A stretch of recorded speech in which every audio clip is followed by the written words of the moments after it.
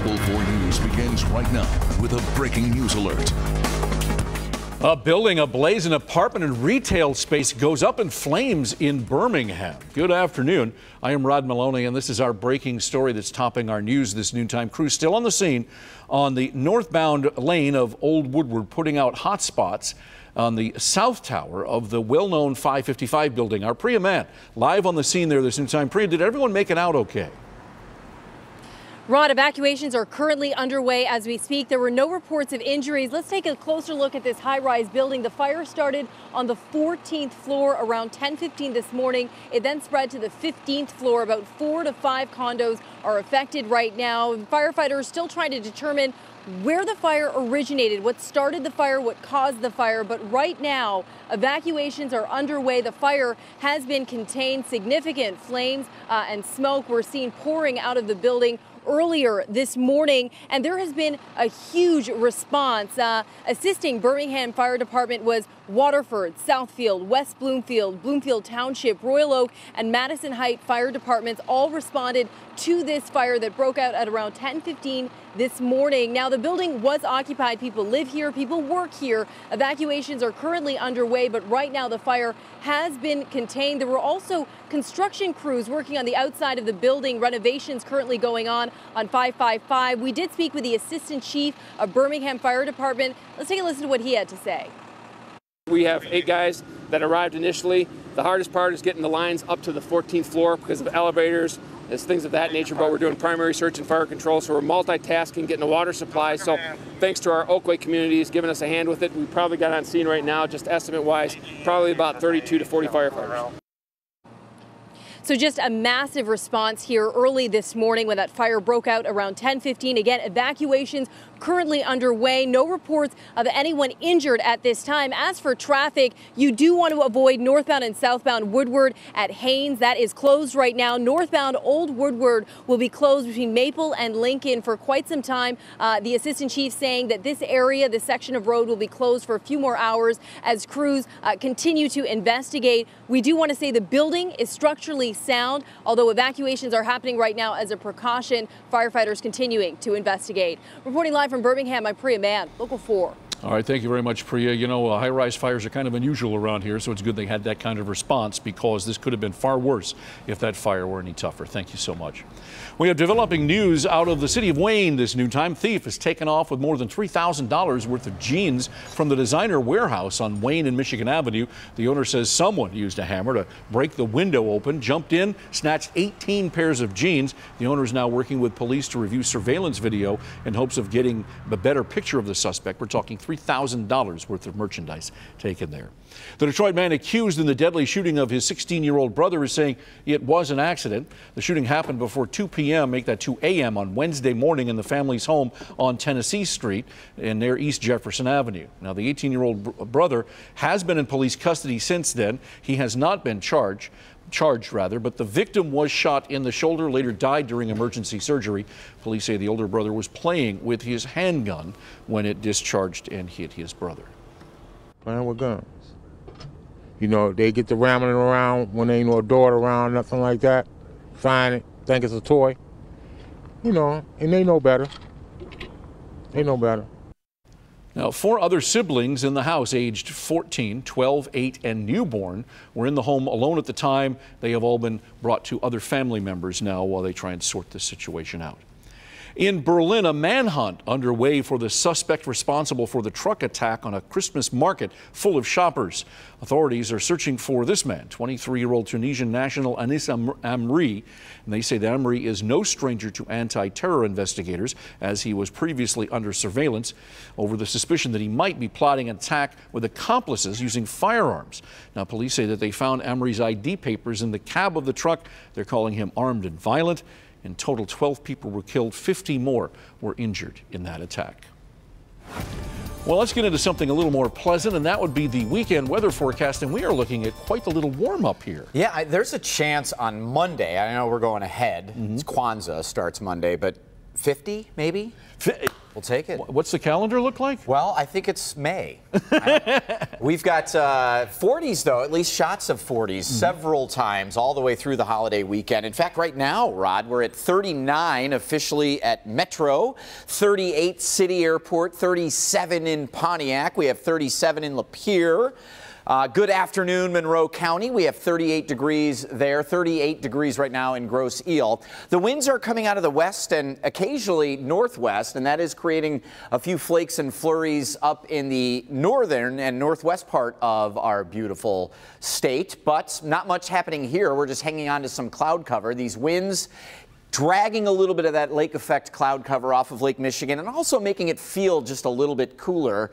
But I think as the clouds slowly thin out through the afternoon, we should hit that 40-degree temperature, maybe 1 or 2 degrees warmer in some of your neighborhoods. But overall, a very pleasant day. You can see that cutoff line for the clouds right over Lake Michigan, which just tells us those west winds are continuing to bring on some cloud cover. And there's a look at some of those flakes and flurries, Cadillac, Traverse City.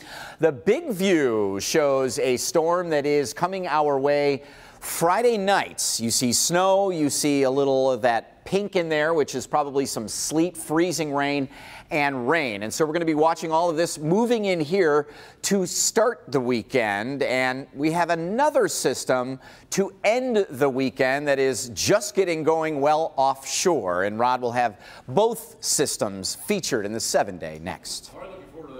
We've got your 4-zone weather in the meantime. Sorry, real quick. The weather tab, click on Detroit.com. Find your zone. Sorry, Brennan, didn't mean to jump the gun there. Tigers at the Detroit Zoo are going to be receiving a new state-of-the-art habitat thanks to a generous donor. The new habitat was made possible thanks to a $1 million donation from the Richard Devereaux Foundation. The new enclosure is going to provide tigers with more room to roam. It's going to feature open spaces, trees, a cave, and even a pool. Building of the new habitat is expected to begin in early 2017 with the exhibit opening in 2018. That ought to be a big to-do when that happens.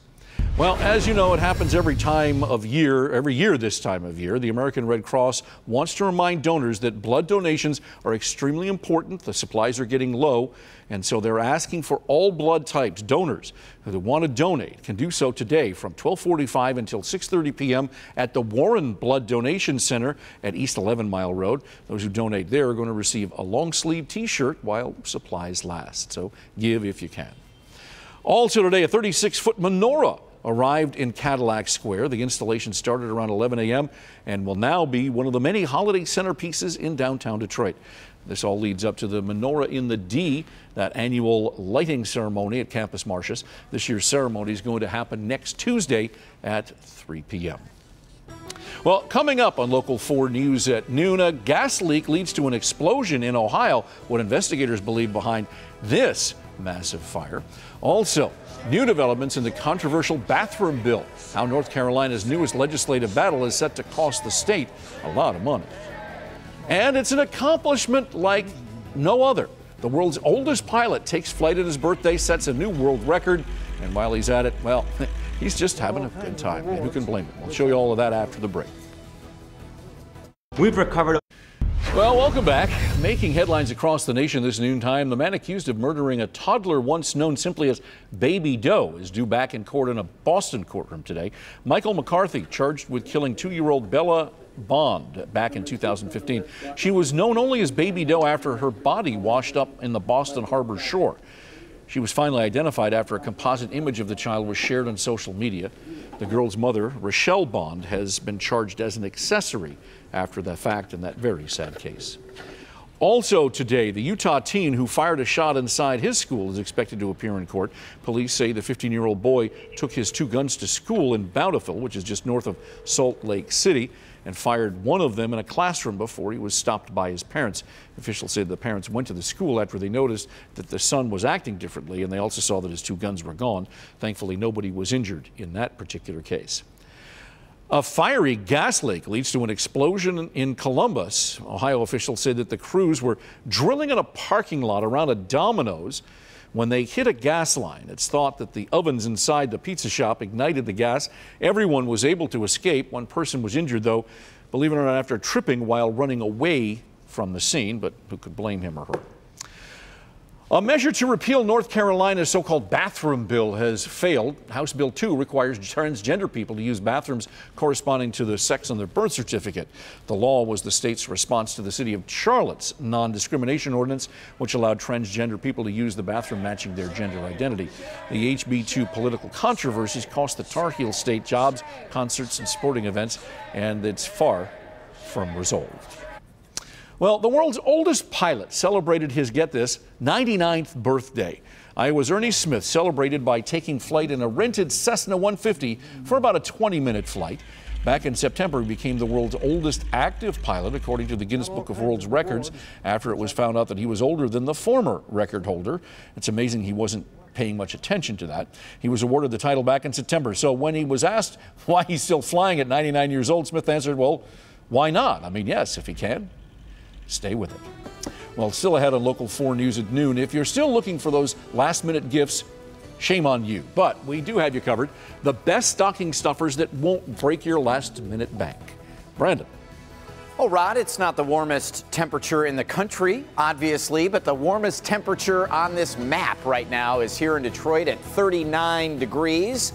We'll track a weekend warm-up. Also, at least part of the weekend ahead, the holiday weekend, looks a little wet, and we'll take a look next. Terror attacks, domestic and abroad. Warnings issued this holiday season right through the inauguration of Donald Trump as president. This is perfect time for terrorists to act. Warnings not to scare, but to make you more aware. Experts say we need to be on high alert. Do I run, do I hide, or do I fight? What type of situation am I facing? What to look for and how to keep your family safe. Today at 5 on Local 4. Visit Suburban.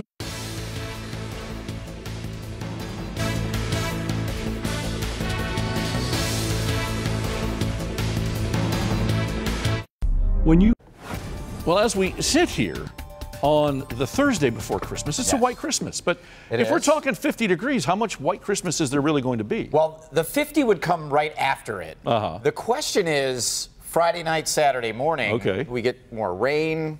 We've got 40-degree temperatures until then. Could be a little bit of a struggle. But I'm saying 89% chance. I like those numbers. You stay White Christmas-y. Here is a look live right now at one of the more festive spots in beautiful Metro Detroit. That's Campus Martius, the tree in the snow-covered area. It's beautiful. Metro Airport at 39. Troy, good afternoon, 38. 37, Howell and Ann Arbor right now. We do have a steady little wind coming out of the west. 5 to 15, gusting even a little bit stronger than that. And that does knock your wind chills down. So if you're wondering how to dress or prepare for the afternoon outs, it's upper 20s to low 30s is how it feels. So obviously we still need the winter garb. The hats and the gloves, always a good idea, but the clouds will gradually clear out for us through the middle and late afternoon, and 39 now, not budging a whole lot. 40 degrees, some areas may get some 41s, 42s out there, but very pleasant, I will say that. After a couple of weeks where winter came a little bit early, it was just really, really cold. We've sort of stabilized here and going sort of on the warmer side. Mother Nature knows how to even everything out. So well below to above average, and in the end, everything evens out. 23 degrees overnight. The concern I have here is with 40-degree temperatures and some afternoon sun, we're going to get a decent amount of melting out along the shoulders and roadways, and then we hit 23 overnight. We just warn people to watch for some refreezing for your Friday morning drive, whether it's to grandmother's house for the holiday weekend or just driving to work and school. Here's a look at the clouds over the area, thinning out over Lake Michigan, and beyond that, it looks pretty good. Most of tomorrow looks really nice, but we're tracking this system Friday night into Saturday, and a complicated system here.